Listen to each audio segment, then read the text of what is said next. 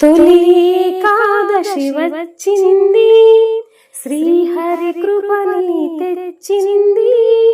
చాతుర్మాస దీక్ష మొదలై భక్తికి మార్గం చూపింది.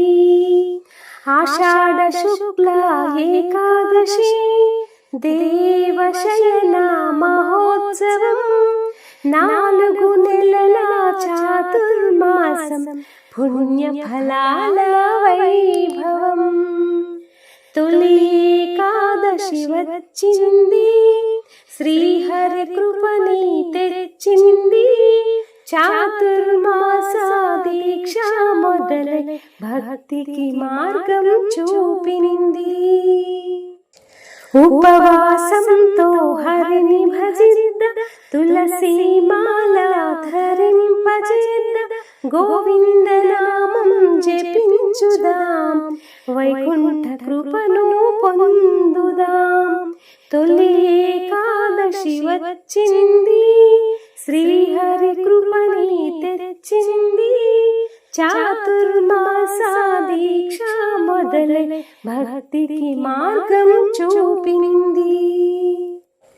దాన ధర్మ దైవ నామస్మరణ చేసే పుణ్యకాలం ఇది.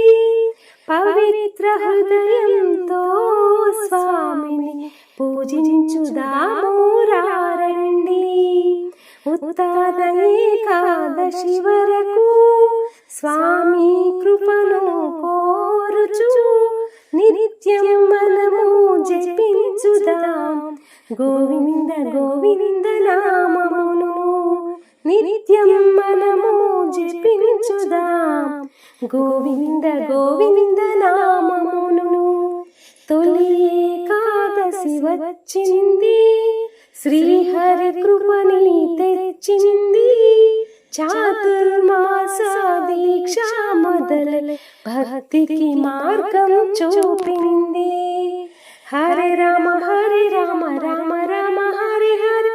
హరే కృష్ణ కృష్ణ కృష్ణ హరే హరే.